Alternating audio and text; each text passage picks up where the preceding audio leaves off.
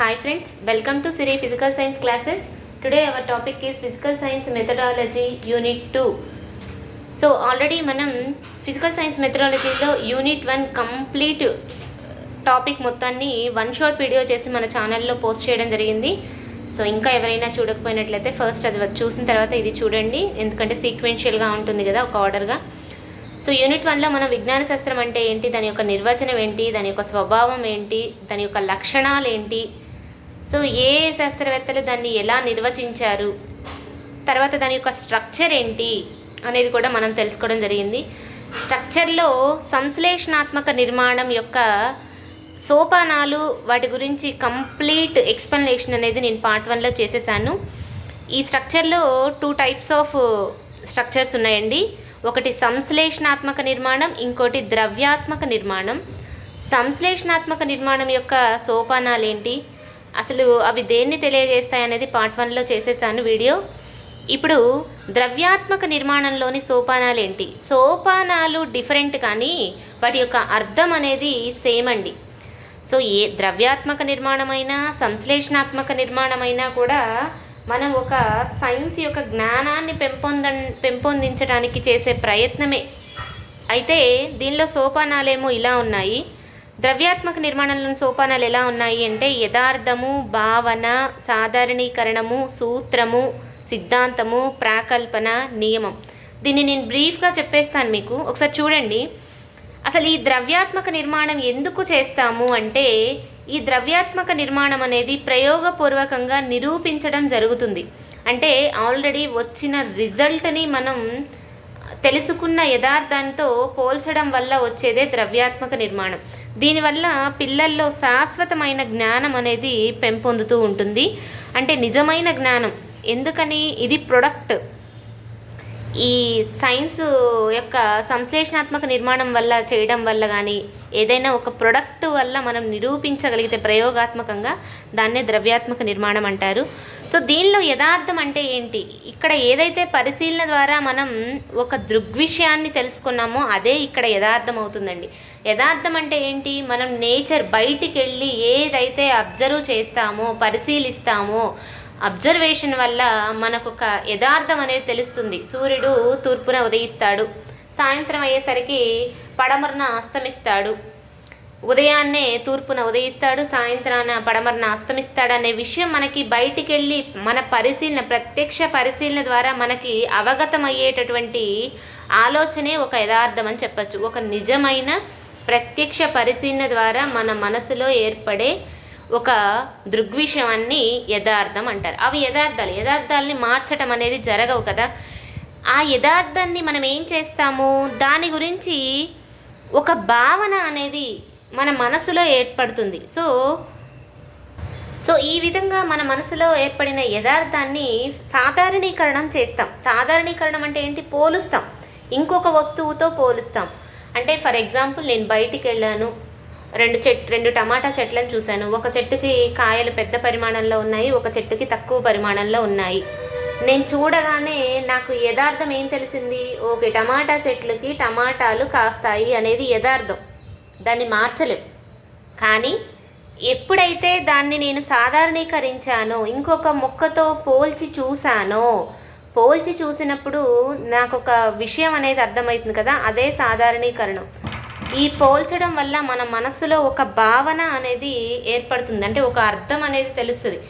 అంటే టమాటా చెట్లకి టమాటాలే కాస్తాయి కానీ ఒక చెట్టుకి ఏమో పెద్ద పరిమాణంలో ఉన్నాయి, ఇంకొక చెట్టుకి చిన్న పరిమాణంలో ఉన్నాయి. ఈ రెండిటికి మధ్య గల తేడా ఏమిటి అనేది నేను ఊహించగలుగుతాను. ఓకే, ఒక చెట్టుకి ఏం జరిగి ఉంటుంది, ఇంకొక చెట్టుకి ఏం జరిగి ఉంటుంది అనే ఒక భావన నాలో మొదలవుతుంది కదా, అదే భావన. ఆ ఊహనే భావన అని చెప్పింది జేడి నోవాక్ గారు.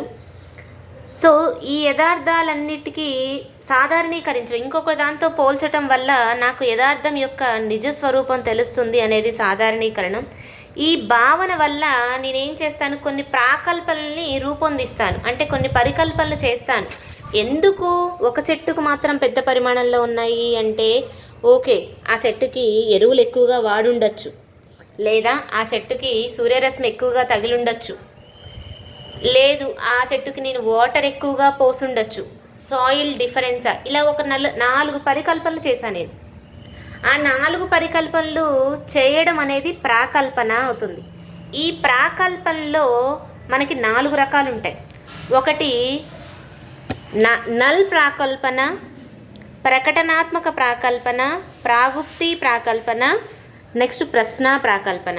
ఇప్పుడు నేను ఏవైతే 4 ప్రాకల్పనలు చేశానో ఆ 4టికి ఏదైనా 2టికి మధ్య సంబంధం లేదా 4టికి మధ్య ఖచ్చితంగా సంబంధం ఉంది అని చెప్పాను అనుకోండి, అది ప్రకటనాత్మక ప్రాకల్పన అవుతుంది.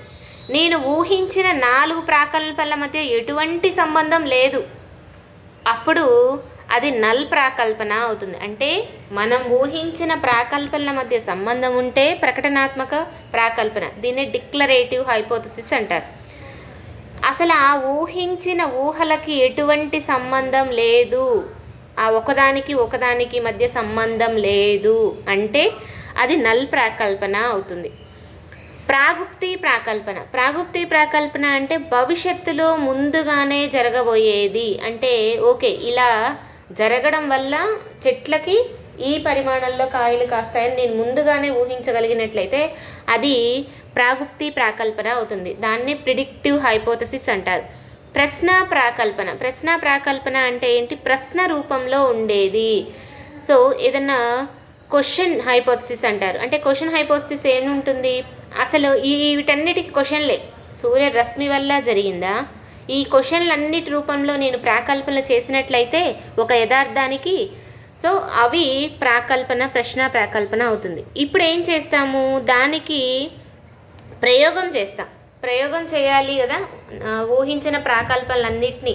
అంటే మొదటగా చెట్టును తీసుకొచ్చి, ఒక చెట్టుకి 2 చెట్లను తీసుకొచ్చి, ఒక చెట్టుని ఆల్రెడీ మనకి పెద్ద పరిమాణంలో వచ్చిన సాయిల్ వల్లే అవే వచ్చాయి, అదే సాయిల్ యూజ్ చేసి ఇంకొక దానికి వేరే సాయిల్ యూజ్ చేయడం, వేరే మట్టి యూజ్ చేయడం, తర్వాత ఒక చెట్టుకి ఎక్కువ నీళ్లు పోసి ప్రయోగం చేయాలి. ఖచ్చితంగా ప్రాకల్పనలు ఎప్పుడైతే ఊహిస్తావో ఆ ప్రాకల్పనల్ని నిరూపించగలగాలి. అంటే ప్రయోగం చేయాలి.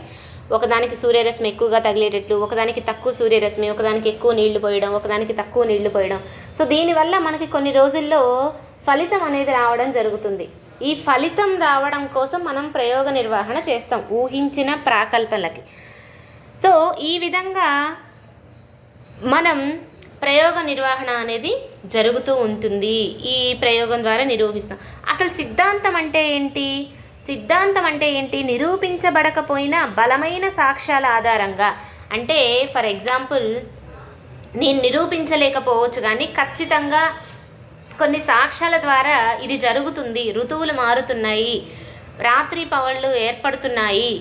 ఇవన్నీ ఎందుకు జరుగుతున్నాయండి? సోలార్ సిస్టంలో సూర్యుడు కేంద్రంగా ఉండి మిగతా గ్రహాలన్నీ సూర్యుని చుట్టూ పరిభ్రమిస్తూ ఉండడం వల్ల ఇవన్నీ జరుగుతున్నాయి.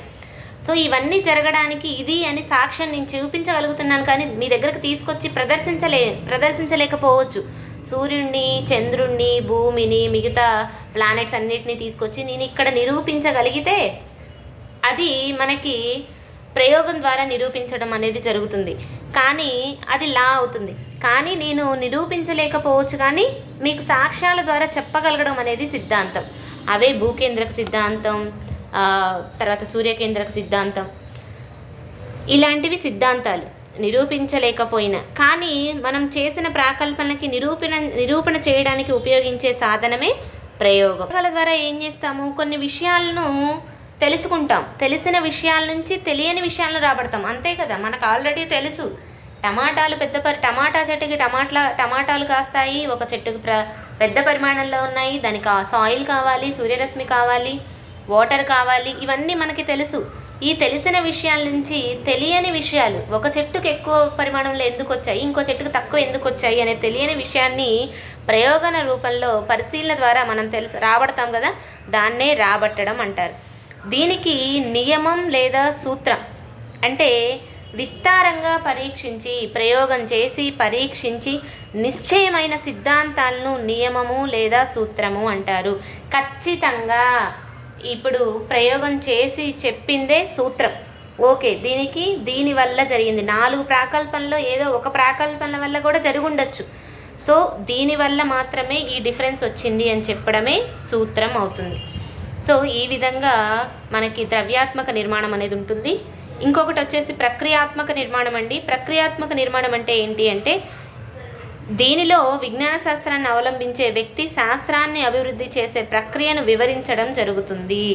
అంటే ప్రక్రియాత్మక నిర్మాణం అంటే ప్రక్రియ ద్వారా చేసే విధానం ద్వారా అభివృద్ధి చేయడం జరుగుతుంది. విజ్ఞాన శాస్త్రాన్ని బాగా డెవలప్ చేయాలి అంటే మనం చేసే ప్రక్రియల ద్వారా మాత్రమే డెవలప్మెంట్ అనేది జరుగుతూ ఉంటుంది. ఫర్ ఎగ్జాంపుల్ భూకేంద్రక సిద్ధాంతం టోలమీ గారు తెలిస్తే, తర్వాత సూర్యకేంద్రక సిద్ధాంతాన్ని కోపర్నికస్ గారు చేయడం జరిగింది. తర్వాత న్యూటన్ గారు కోపర్నికస్ గారు చేసిన సూర్యకేంద్రక సిద్ధాంతమే నిజం అని చెప్పేసి ప్రతిపాదించడం జరిగింది. ఈ విధంగా ఒక అభివృద్ధి చేశారు. ఒక యథార్థాన్ని అభివృద్ధి చేసే, ఒక విజ్ఞాన శాస్త్రాన్ని అభివృద్ధి చేసేది ప్రక్రియ ద్వారా వివరించడం జరిగింది. ఈ ప్రక్రియ వల్ల ఈ రాత్రి పౌళ్ళు వస్తున్నాయి అని చెప్పేసి. సో దీనిలో ప్రక్రియలు అలాగే పద్ధతులు వివరిస్తారు. అంటే చేసే ప్రాసెస్ కూడా ఉంటుంది, అలాగే ప్రొడక్ట్స్ కూడా ఉంటాయి. ప్రయోగాల నియంత్రణ ద్వారా వివరాలు ఇస్తారు. రాబోయే ఫలితాలను ముందుగానే ఊహించడం జరుగుతుంది. నెక్స్ట్ శాస్త్ర ప్రక్రియ నిర్మాణంలో ఉండే లక్షణాలు. ఈ లక్షణాలు కూడా సేమ్ అండి. మనం సంశ్లేషణాత్మక ద్రవ్యాత్మక నిర్మాణంలో ఎటువంటి సోపానాలు అయితే నేర్చుకున్నామో, ఏదైనా ఒక విషయాన్ని అంటే విజ్ఞాన శాస్త్రాన్ని అభివృద్ధి చేయడానికి ఎటువంటి సోపానాలు కృత్యాలు చేస్తామో అవి కూడా ఇవే. అయితే వీటి యొక్క సోపానాలు వేరు, అంతే, అర్థాలు సేమ్. తర్వాత శాస్త్రీయ పద్ధతి అనేది ఎలా ఉంటుంది అంటే శాస్త్రజ్ఞులు అనుసరించే పద్ధతినే శాస్త్రీయ పద్ధతి అంటాం. అంటే ప్రాసెస్ ప్లస్ ప్రొడక్ట్ అని చెప్పచ్చు.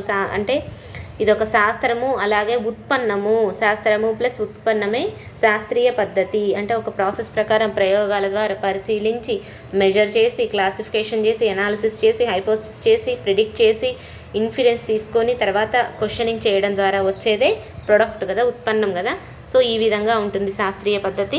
శాస్త్రీయ వైఖరి ఉన్న వారి యొక్క లక్షణాలు ఎలా ఉంటాయంటే వీళ్ళు పరిశీలన చింతనలో విమర్శనాత్మక వైఖరి ఉంటుంది. అంటే ప్రతిదీ ఆలోచించి అంటే విమర్శించగలిగేటటువంటి ప్రతిదీ ప్రశ్న రూపంలో ఎందుకు జరిగింది, ఎలా జరిగింది, ఎప్పుడు జరిగింది అనే వాళ్ళ యొక్క ఆలోచనలో విమర్శనాత్మక వైఖరి ఉంటేనే శాస్త్రీయ వైఖరి అనేది పెంపొందించడం జరుగుతుంది. వాళ్ళలో కుతూహలత నమ్రత కలిగి ఉంటారు. అంటే క్యూరియాసిటీ ఉంటుంది, అలాగే విధేయతతో ఉంటారు. ఎందుకంటే ఆల్రెడీ అంతకుముందు చెప్పినటువంటి శాస్త్రజ్ఞుల యథార్థాలను వీళ్ళు అనుసరించాల్సి ఉంటుంది. వాటిని కొట్టిపారేయడం జరగదు. విశాల భావాలు కలిగి ఉండాలి. విశాల భావాలు అంటే ముందున్న అభిప్రాయాలు, ముందున్న సిద్ధాంతాలని మనం విధేయతతో వాటిని గౌరవించాలి. అలాగే మనం చేసిన ప్రతిపాదనలో ఏవైనా తప్పులు వస్తున్నట్టయితే వాటిని సరిదిద్దుకునే విధంగా మన యొక్క భావాలను విశాలంగా ఉండాలి. ఇతరుల భావాలను గౌరవిస్తారు. సత్యం పట్ల అతని దృక్పథం మారవచ్చు కానీ సత్యం ఎన్నటికీ మారదని విశ్వసిస్తారు. సో సూర్యుడు తూర్పున ఉదయిస్తాడు అనేది సత్యం.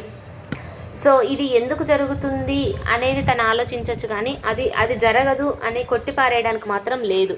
తొందరపడి నిర్ణయాలు చేయకూడదు. కొత్త సాక్ష్యాధారు దొరికినప్పుడు తన నిర్ణయాలు అభిప్రాయాలు మార్చుకోవడానికి సిద్ధంగా ఉండాలి.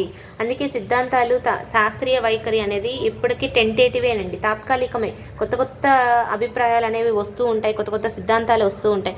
ప్రతి విషయం గురించి ఎందుకు, ఏమిటి, ఎలా అనే అంశాలు తెలుసుకోవాలి. విజ్ఞాన శాస్త్రాలు సూత్రాలు, నియమాలు, సిద్ధాంతాలు శాస్త్రీయ పద్ధతి ద్వారా అన్వేషించి నిర్ధారిస్తారు. ఏ నిర్ణయం కూడా అంత్య నిర్ణయంగా అంగీకరించరు. ఇదే ఇంకా దీనికి భూకేంద్రక సిద్ధాంతమే ఫైనలు అని చెప్పలేదు కదా టోలమీ గారు. తర్వాత కోపర్నికస్ గారు చెప్పిన సిద్ధాంతాన్ని అమల్లో వచ్చింది. సో ఆ విధంగా ఏదైనా సిద్ధాంతానికి అంత్యం అనేది ఉండదు. అది టైంతో కాలంతో పాటుగా మారుతూ ఉంటుంది. కార్యకారణాలకు సంబంధం ఉంటుందని విశ్వసిస్తారు. జరిగేదానికి చేసేదానికి సంబంధం ఉంటుంది. సమస్యలను పరిష్కరించడానికి క్రమబద్ధమైన విధానాన్ని కూడా ఉపయోగిస్తారు. ఏ నిర్ణయము అంత్యంగా తీసుకోరు. సో ఇవన్నీ తర్వాత వాటి యొక్క సోపానాలు. శాస్త్రీయ పద్ధతిలో కూడా సోపానాలు ఇవేనండి. సమస్యను గుర్తించటం. మనం నేచర్లోకి వెళ్ళి అబ్జర్వ్ చేస్తూ ఉంటే ఏదో ఒక పరిశీలన ద్వారా మనకు ఒక సమస్య అనేది ఎదురవుతుంది. ఆ సమస్యని మనం సాధారణీకరించగలగడం, నిర్వచించడం, అంటే దానికి ఇంకొక దాంతో పోల్చడం వల్ల దాన్ని నిర్వచించడం జరుగుతుంది. దానికి కావాల్సిన సమాచారాన్ని సేకరించడం, పరికల్పనలు రూపొందించడం, తర్వాత దానికి సంబంధించిన సిద్ధాంతాలను ప్రతిపాదించడం అనేది శాస్త్రీయ పద్ధతిలోని సోపాలు. సో ఇక్కడ వరకు ఈ వీడియోని ఎండ్ చేస్తున్నానండి. నెక్స్ట్ విజ్ఞాన శాస్త్ర ఆవిర్భావం, అభివృద్ధి, దానికి సమాజం ఎలా, విజ్ఞాన శాస్త్రం అనేది సమాజానికి ఎలా రిలేటెడ్ అయ్యింది, మిగతా భౌతిక శాస్త్రానికి, రసాయన శాస్త్రానికి, జీవశాస్త్రానికి విజ్ఞాన శాస్త్రం ఎలా దోహదపడింది అనే విషయాన్ని నెక్స్ట్ వీడియోలో తెలుసుకుందాం. So I hope you like my video. If you like my video, please like, share, comment and subscribe. If you have any doubts, please comment in the comment section. Thank you. Thanks for watching.